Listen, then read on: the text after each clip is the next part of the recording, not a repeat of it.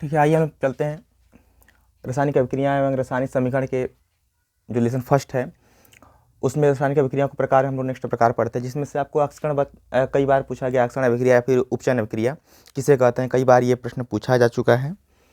और इसके बाद ये है ना, अक्सकण अभिक्रिया किसे कहते हैं, अक्सकण को ही हम उपचयन भी कहते हैं, यानी कि ऑक्सीडेशन रिएक्शन। और इसके बाद जो अपचयन है इसको अपचयन के नाम से ही पूछा जाएगा, यानी कि रिडक्शन। ठीक है, लेकिन यहाँ पर ऑक्सीकरण की जो परिभाषा होती है कई ठो होती है। हम लोग दो पर ही प्रश्न, आपको 10 में हाई स्कूल में जो प्रश्न बनेंगे वो केवल दो पर ही बन सकते हैं मुख्य रूप से। ठीक है, तो आइए चलते हैं दोनों पे और आगे बता देंगे आप लोगों को, हम एग्जाम्पल के थ्रू हम बता देंगे और भी चीज़ें। तो यहाँ पर देखिए, हम तो आपको कि वे अगर पूछता है कि ऑक्सीकरण अभिक्रिया किसे कहते हैं, केवल ये प्रश्न पूछता है अगर आपसे कि ऑक्सीकरण चाहे उपचयन अभिक्रिया किसे कहते हैं, तो आप बताएंगे यहाँ पर कि वे अभिक्रियाएं जिसमें किसी तत्व पर ऑक्सीजन का योग होता है उसे ऑक्सीकरण अभिक्रिया कहते हैं। ठीक है, तो क्या होगा परिभाषा हमारा, यहाँ तो इतना आपको जोड़ना ही पड़ेगा कि वे अभिक्रियाएं जिसमें किसी तत्व पर ऑक्सीजन का योग होता है उसे ऑक्सीकरण अभिक्रिया कहते हैं। यानी कि जहाँ पर जिस अभिक्रिया में किसी तत्व पर ऑक्सीजन जुड़ेगा या हाइड्रोजन निकलेगा, अगर जहाँ पर हाइड्रोजन निकलता है वहाँ पर भी क्या होगा, हमारा ऑक्सीकरण अभिक्रिया ही कही जाएगी। यानी आप ये भी कह सकते हैं कि वे अभिक्रियाएं जिनमें किसी तत्व से हाइड्रोजन का निष्कर्षण होता है उसे ऑक्सीकरण अभिक्रिया कहते हैं। तो हमें बस एक को ही याद रखना है, जस्ट इसका उल्टा होता है अपचयन अभिक्रिया। यानी कि इसमें ऑक्सीजन का योग होता है तो इसमें ऑक्सीजन का क्या होता है, निष्कर्षण होता है। इसमें हाइड्रोजन का निष्कर्षण होता है तो इसमें हाइड्रोजन का योग होता है। ठीक है, तो कुछ ज़्यादा नहीं आप लोगों का याद रखना है, बस एक का याद रखना है, दूसरा उसका होता है उल्टा होता है बिल्कुल। ठीक है, तो रास पूछता है ऑक्सीकरण अभिक्रिया किसे कहते हैं, बताइए ऑक्सीजन के आधार पर। तो हम क्या बताएंगे कि वे अभिक्रिया जिसमें ऑक्सीजन का योग होता है उन्हें हम क्या कहते हैं, ऑक्सीकरण अभिक्रिया कहते हैं। और वे अभिक्रियाएं जिनमें ऑक्सीजन का निष्कर्षण होता है उन्हें हम क्या कहते हैं, अपचयन अभिक्रिया कहते हैं। ठीक है, या फिर हम ये कह सकते हैं, दो परिभाषा हम लिखवाया है, तीसरी चौथी यहाँ पर हम डिस्कस कर देंगे इन दोनों पर, जबकि ये ज़्यादा आपको बोर्ड की एग्जाम में पूछेगा नहीं, बस दो ही पूछ सकता है। तो वे अभिक्रिया जिसमें हाइड्रोजन का निष्कर्षण होता है, मैंने हाइड्रोजन निकलता है, उसे हम क्या कहते हैं, ऑक्सीकरण अभिक्रिया कहते हैं। और जिसमें ऑक्सीजन का योग होता है, ऑक्सीजन जुड़ता है, वहाँ पर क्या होता है, अपचयन अभिक्रिया कहते हैं। यानी कि जहाँ पर भी H जुड़े वहाँ पर हमेशा क्या होगा, अपचयन होगा। ठीक है, हम इसका एग्जाम्पल बहुत सारा लेंगे हम लोग, जब हम अगला लेसन टच करेंगे तो उस लेसन में बहुत सारे एग्जाम्पल मिलेंगे आपको अपचयन के। ठीक है, तो अभी हम चलते हैं यहाँ पर एग्जाम्पल के थ्रू। तो यहाँ पर देखिए, जिंक जो था, जिंक के पास ऑक्सीजन यहाँ पर है, जिंक के पास ऑक्सीजन है, लेकिन जब क्रिया करेगा तो जिंक के पास ऑक्सीजन हट चला जाएगा इसके पास, कार्बन के पास। तो जिंक बेचारा अकेला रह जाएगा, तो जिंक को हम अकेला कर दिए और कार्बन के पास क्या आ गया, ओ आ गया। यानी क्या बन गया, कार्बन मोनोऑक्साइड। एक को हम बोलते हैं मोनो, दो को डाई, तीन को ट्राई, दो रहेगा कार्बन डाइऑक्साइड, तीन रहेगा कार्बन ट्राइऑक्साइड। ठीक है, तो यहाँ पर क्या हुआ कि जिंक के पास ऑक्सीजन था लेकिन यहाँ पर कार्बन के पास ऑक्सीजन नहीं था। लेकिन जब क्रिया देख रहे हैं हम लोग कि जिंक के पास ऑक्सीजन नहीं है, जिंक के पास ऑक्सीजन भाग गया। ठीक है, और आगे किसके पास, कार्बन के पास। ठीक है, तो आप ये कह सकते हैं कि देखिए कार्बन के पास क्या हो रहा है, ऑक्सीजन आकर जुड़ रहा है, यहाँ पर नहीं था, अब यहाँ पर क्या हो गया, योग हो गया, इसका ऑक्सीजन जुड़ रहा है, मैंने योग हो गया। तो जिस तत्व पर ऑक्सीजन का योग होता है वहाँ पर क्या होता है, ऑक्सीकरण होता है। क्या होता है, ऑक्सीकरण होता है, ऑक्सीकरण होता है। ठीक है, क्या होता है, ऑक्सीकरण होता है। अब यहाँ पर देखिए, ये तो हो गया। अब जिंक के पास ऑक्सीजन था लेकिन यहाँ पर जिंक के पास ऑक्सीजन नहीं है, यहाँ से जिंक क्या हो गया, ऑक्सीजन क्या हो गया, खत्म हो गया जिंक के पास से। तो जहाँ से ऑक्सीजन निकलता है, यहाँ पर लिखें आप लोग कि जिस तत्व पर से ऑक्सीजन का निष्कर्षण होगा वहाँ पर क्या होगा, अपचयन होगा। तो यानी कि जिंक के पास क्या हो रहा है, अपचयन हो रहा है। क्या हो रहा है, अपचयन हो रहा है।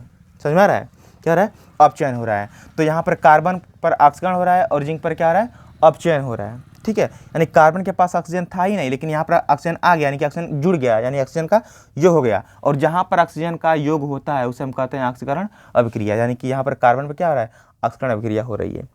ठीक है, अपचयन की अगर हम बात करें, अपचयन की ये जो एग्जाम्पल है दोनों में काम करेगा, ऑक्सीकरण में, अपचयन में। और एक और अभिक्रिया आती है, एक और अभिक्रिया रेडॉक्स अभिक्रिया, रेडॉक्स अभिक्रिया आती है, इसमें भी आपका काम करेगा, क्योंकि है ना, ये दोनों काम करेंगे रेडॉक्स अभिक्रिया में। क्योंकि देखिए, रेड मतलब था रिडक्शन, है ना, रेड मतलब रिडक्शन, यानी कि अपचयन, और यहाँ पर ऑक्स मतलब ऑक्सीडेशन, ऑक्सीडेशन मतलब ऑक्सीकरण, यानी कि अपचयन भी हो रहा है। रेड मतलब क्या आपने बताया आपको, रिडक्शन मतलब कि अपचयन क्या हो रहा है, अपचयन, और ऑक्स मतलब क्या होता है, ऑक्सीडेशन, माने कि ऑक्सीकरण, ऑक्सीकरण। तो अगर आपसे पूछता है कि अगर आपसे पूछता है कि रिडॉक्स अभिक्रिया किसे कहते हैं, तब बताएंगे कि वे अभिक्रियाएं जिसमें अपचयन और ऑक्सीकरण दोनों एक साथ होते हैं। वे अभिक्रियाएं जिनमें ऑक्सीकरण और अपचयन दोनों एक साथ होता है उसे हम क्या कहते हैं, रिडॉक्स अभिक्रिया कहते हैं। जैसे यहाँ पर ऑक्सीकरण भी हो रहा है, इस अभिक्रिया में अपचयन भी हो रहा है, एक ही अभिक्रिया में दोनों हो रहे हैं, तो कैसी अभिक्रिया कही जाएगी, रिडॉक्स अभिक्रिया कही जाएगी। यानी कि हम एक एग्जाम्पल लेंगे और एक एग्जाम्पल पर हमारा ऑक्सीकरण, अपचयन और रिडॉक्स तीनों खत्म। ठीक है, नेक्स्ट हमारा है जिंक क्या करेगा। मैंने बताया आपको कि जिंक जो अधिक पहलवान है और कापर को जाकर भगाएगा, 3-4 झापड़ मारेगा, कापर बेचारा क्या करेगा, रोने लगेगा। तो इसको कापर को हम रुआ रहे हैं, यहाँ पर कापर बेचारा रो रहा है। ठीक है, और यहाँ पर जिंक क्या जगह यहाँ पे आकर जुड़ जाएगा, तो जगह Zn जुड़ जाएगा SO4 के साथ, तो जगह ZnSO4 यानी कापर सॉरी जिंक सल्फेट। अभी यहाँ पर कापर सल्फेट था, यहाँ पर क्या हो गया, जिंक सल्फेट। हमने बताया आपको कि एक SO4 पे कितना था, -2 आवेश, तो कापर पे कितना हो गया, +2 आवेश। समझ में आ रहा है, एक पे जितना माइनस रहेगा दूसरे पे उतना ही प्लस रहेगा। तो SO4 पे था -2 आवेश, तो कापर पे क्या हो गया, +2 आवेश। और यहाँ पे जो जिंक है इस पर कितना आवेश, 0 है। जब भी कोई अकेला रहे तो हमेशा उस पर 0 आवेश रहेगा।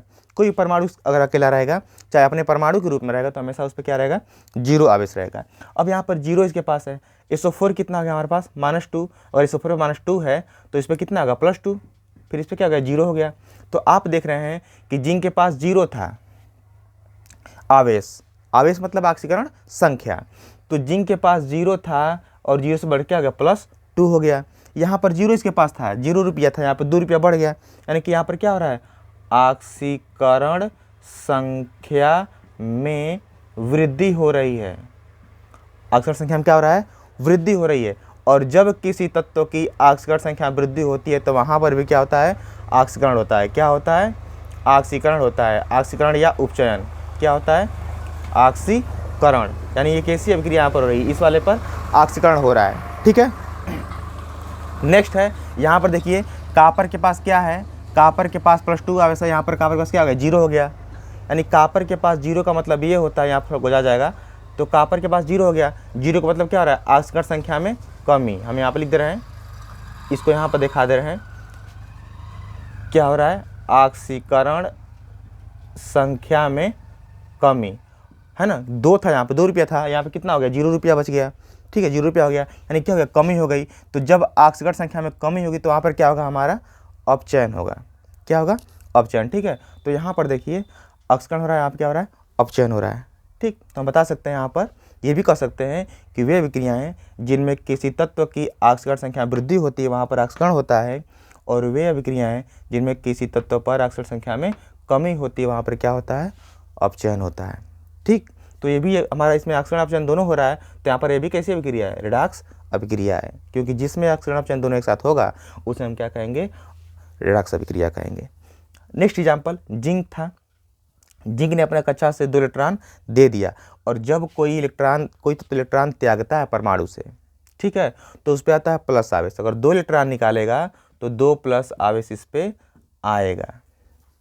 ठीक, और जब कोई तत्व इलेक्ट्रॉन ग्रहण करता है तो जितना इलेक्ट्रॉन ग्रहण करता है, जितना इलेक्ट्रॉन लेता है, उतना इस पर माइनस आवेश आता है। तो क्लोरीन ने यदि 1 इलेक्ट्रॉन लिया है किसी से, तो क्लोरीन पर हो जाएगा 1 माइनस आवेश। ठीक है, अब देखिए यहाँ पर इसके पास हम बताया था आपको, इसको आवेश कितना है, 0 है, लेकिन यहाँ पर कितना हो गया, -1 हो गया आवेश। यहाँ पर देखिए इसके पास आवेश 0 है, और यहाँ पर क्या हो गया, यहाँ पर इसका आवेश कितना है, 0 है, और यहाँ पर क्या हो गया, +2 हो गया। क्या हो गया, +2 हो गया।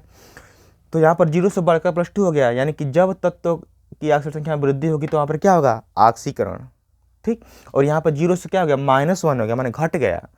तो जब ऑक्सीकरण संख्या में कमी होगी तो वहाँ पर क्या होगा, अपचयन होगा। तो ये भी परिभाषा बन गई। साथ में जब कोई तत्व, यानी कि वे अभिक्रियाएँ जिसमें किसी तत्व द्वारा इलेक्ट्रॉन का त्याग किया जाता है, इलेक्ट्रॉन दिया जाता है, वहाँ पर क्या होता है, ऑक्सीकरण होता है। और वे अभिक्रियाएँ जिसमें किसी तत्व के द्वारा इलेक्ट्रॉन लिया जाता है, ग्रहण किया जाता है, वहाँ पर क्या होता है, अपचयन होता है। ठीक है, यानी जो इलेक्ट्रॉन त्याग करेगा, जो इलेक्ट्रॉन देगा, वहाँ पर क्या होगा, ऑक्सीकरण, और जो इलेक्ट्रॉन लेगा, ग्रहण करेगा, वहाँ पर क्या होगा, अपचयन। तो ये हो गया हमारा ऑक्सीकरण और अपचयन अभिक्रियाएं और रिडॉक्स अभिक्रियाएं। ये केवल अपचयन अभिक्रिया है, ये केवल ऑक्सीकरण अभिक्रिया। लेकिन ये दोनों कैसी अभिक्रिया है? रिडॉक्स अभिक्रिया है। ऑक्सीकरण भी हो रहा है, अपचयन भी हो रहा है।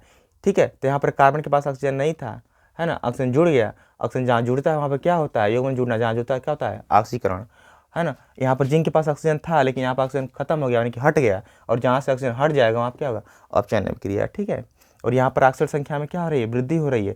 0 था, 0 से बढ़कर क्या होगा? +2 हो गया। जब ऑक्सीजन संख्या में वृद्धि हुई तो अब क्या होगा? ऑक्सीकरण हुआ। यहाँ पर कॉपर के पास +2 आवेश था, +2 से कितना हो गया? 0 हो गया। तो जब कमी हो जाएगी तो क्या होगा? अपचयन होगा।